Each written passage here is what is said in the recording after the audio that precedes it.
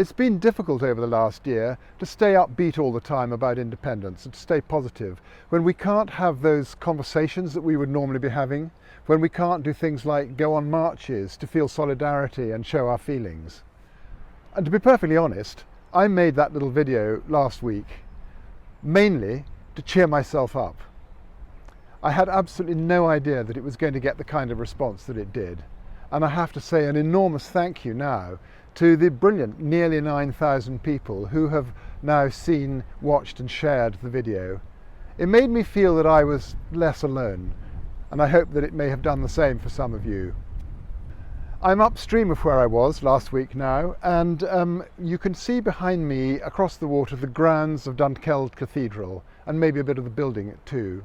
It's a very ancient place, it's a beautiful place.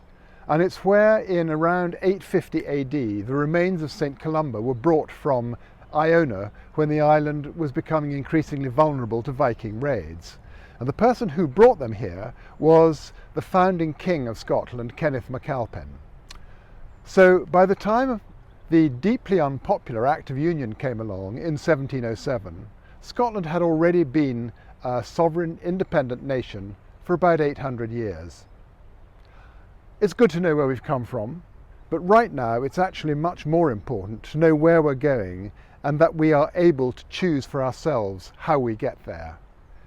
Independence for Scotland is absolutely nothing at all to do with asserting our ethnicity or our claim to land or our superiority over our neighbours. It's all about the future, not the past. It's about becoming that progressive, prosperous, tolerant, kinder country that we want to be. In the jargon, we're talking about civic nationalism. And when Johnson, in the House of Commons, childishly repeatedly refers to the Scottish Nationalist Party, he's hoping that he can tar us with the bad nationalism brush.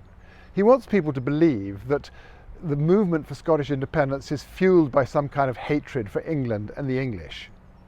Well, I know plenty of people who are fueled by a deep and abiding hatred of Johnson and his gang of corrupt and devious cronies.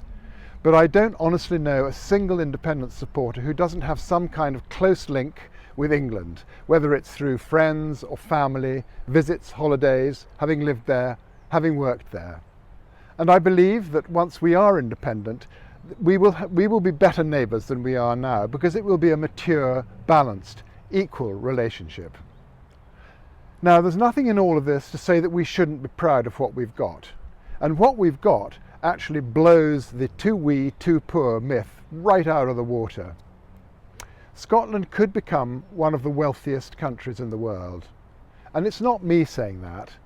It's this little booklet, Scotland the Brief, produced by the research unit of Business for Scotland. It's brilliant and it's full of graphics and information about the Scottish economy and Scottish finance. And I'll put information about where to get it at the end of the video, and I strongly recommend it. But just to give you a few headlines now, because of where we sit on the continental shelf, we have 25% of Europe's tidal and wind energy potential. Think about that for a moment. The whisky industry accounts for 20% of all UK food and drink exports, and over 1% of all UK exports. Langoustine.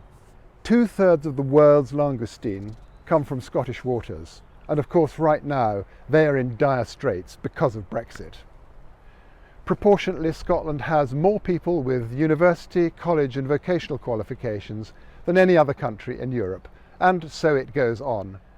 An embarrassment of economic advantages is what the booklet says, whether it's land and fresh water, whether it's life sciences and video games, salmon and beef, world-class expertise in the offshore industries and the financial services sector. And this is why the Westminster government is terrified of losing us. Forget the precious union. It's precious for them because they want our assets, they want to protect their reputation, and they want to keep a home for the obscenity that is Trident. Trident, which this week can now look forward to getting 80 nice, new, shiny nuclear warheads. And in the week that Boris Johnson announces his new defence policy, Patel proposes draconian new public order legislation, and David Davis quite shamefully uses parliamentary privilege in the House of Commons to repeat an unsubstantiated rumour around the Alex Salmond affair, which has since been completely rebutted.